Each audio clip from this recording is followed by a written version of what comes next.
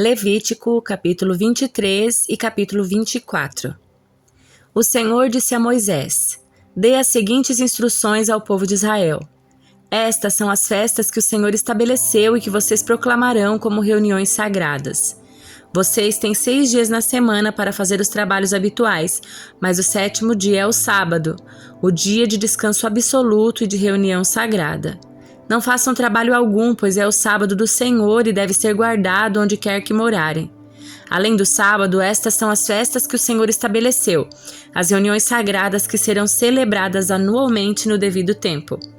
A Páscoa do Senhor começa ao entardecer do 14º dia do primeiro mês.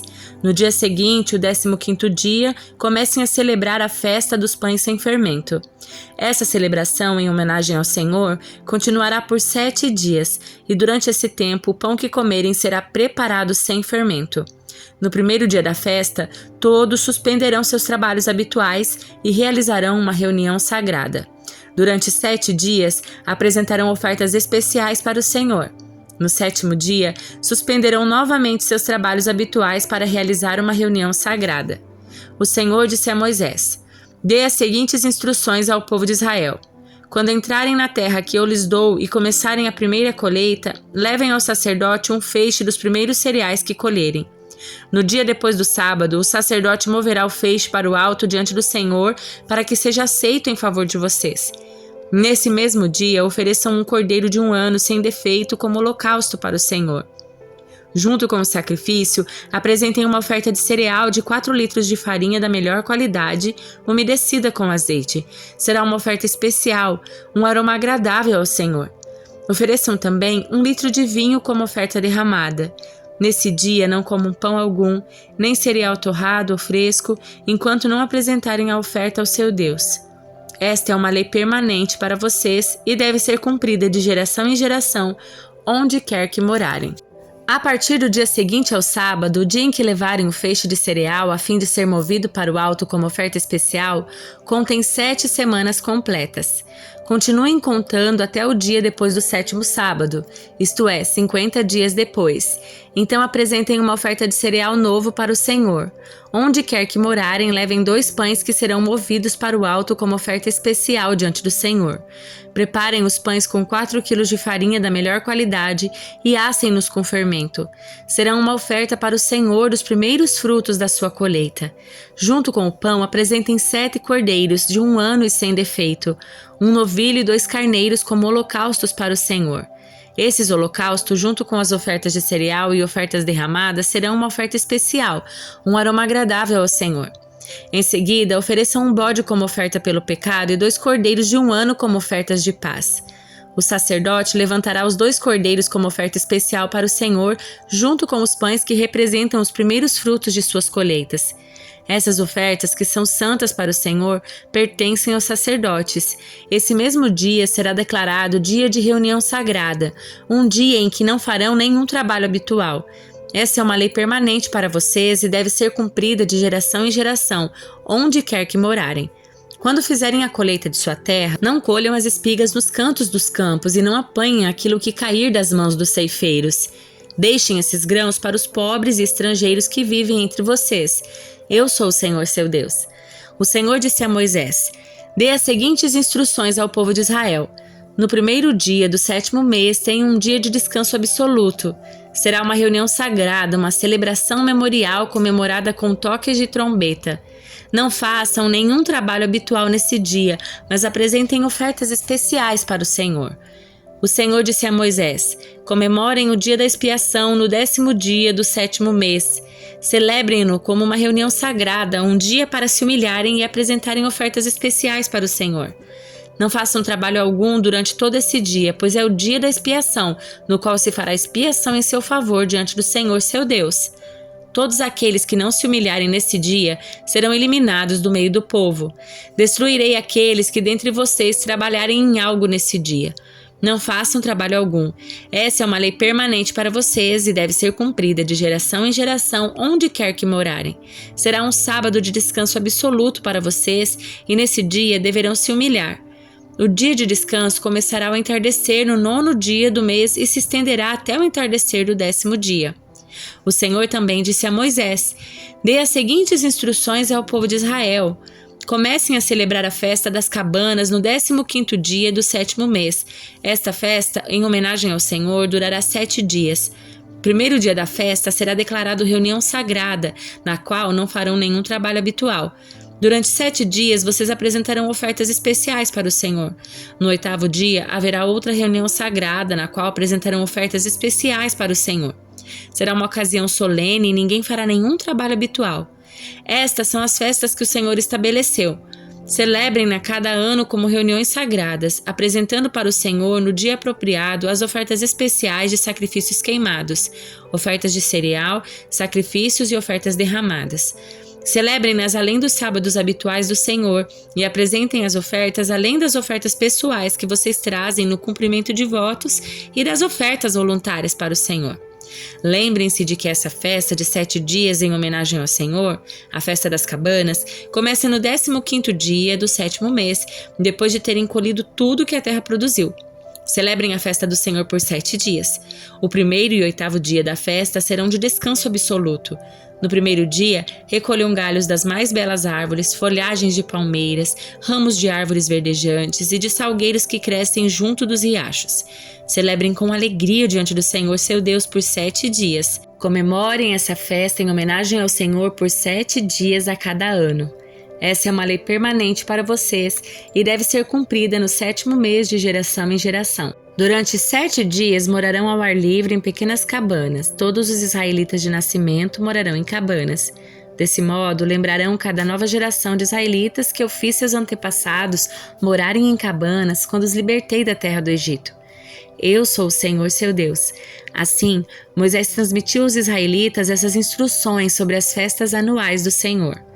O Senhor disse a Moisés: ordene aos israelitas que tragam óleo puro de azeitonas prensadas para a iluminação do candelabro, a fim de manter as lâmpadas sempre acesas.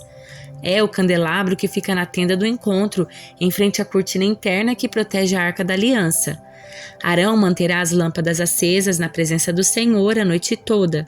Essa é uma lei permanente para vocês e deve ser cumprida de geração em geração. Arão e os sacerdotes manterão sempre em ordem na presença do Senhor as lâmpadas do candelabro de ouro puro. Asse 12 pães de farinha da melhor qualidade, usando 4 litros da farinha para cada pão. Coloque os pães diante do Senhor sobre a mesa de ouro puro e arrume-os em 2 fileiras, com 6 pães em cada fileira. Coloque um pouco de incenso sobre cada fileira como oferta memorial, uma oferta especial apresentada ao Senhor. A cada sábado, coloque regularmente diante do Senhor esses pães como oferta da parte dos israelitas. É uma expressão contínua da aliança sem fim. Os pães pertencerão a Arão e seus descendentes, que os comerão num lugar sagrado, pois são santíssimos. Os sacerdotes terão direito permanente a essa porção das ofertas especiais apresentadas ao Senhor. Certo dia, um homem filho de um israelita e de um egípcio saiu de sua tenda e se envolveu numa briga com um dos israelitas. Durante a briga, o filho da israelita blasfemou o nome com uma maldição. Por isso foi levado a Moisés para ser julgado. A mãe dele se chamava Selomite, filha de Dibli, da tribo de Dan. O homem foi mantido preso até ficar clara a vontade do Senhor a respeito de sua situação. Então o Senhor disse a Moisés: leve o blasfemador para fora do acampamento e diga a todos que ouviram a maldição que coloquem as mãos sobre a cabeça dele. Depois a comunidade toda o executará por apedrejamento. Diga ao povo de Israel: quem amaldiçoar o seu Deus será castigado por causa do seu pecado. Quem blasfemar o nome do Senhor será morto por apedrejamento por toda a comunidade de Israel. Qualquer israelita de nascimento ou estrangeiro entre vocês que blasfemar o nome será morto.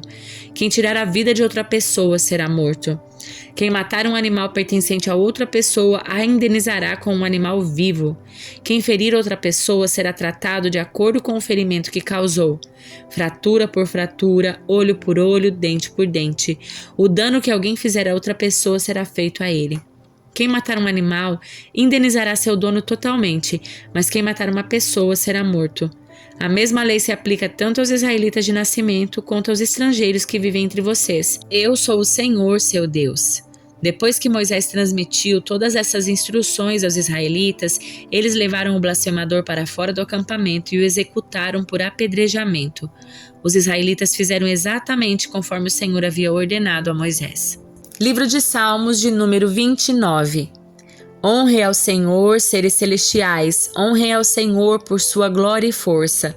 Honrem ao Senhor pela glória do seu nome, adorem o Senhor no esplendor da sua santidade. A voz do Senhor ecoa sobre o mar, o Deus da glória troveja sobre o imenso mar. O Senhor fala, a voz do Senhor é poderosa, a voz do Senhor é majestosa. A voz do Senhor quebra os grandes cedros, o Senhor despedaça os cedros do Líbano. Faz os montes do Líbano saltarem como bezerros, faz o monte Hermon pular como novilho selvagem. A voz do Senhor risca o céu com relâmpagos, a voz do Senhor sacode o deserto. O Senhor faz tremer o deserto de Cádiz. A voz do Senhor torce os fortes carvalhos e arranca as folhas dos bosques. Em seu templo todos proclamam, glória! O Senhor comanda as águas da inundação, o Senhor governa como rei para sempre, o Senhor dá força ao seu povo, o Senhor abençoa o seu povo com paz. Evangelho de Lucas, capítulo 13.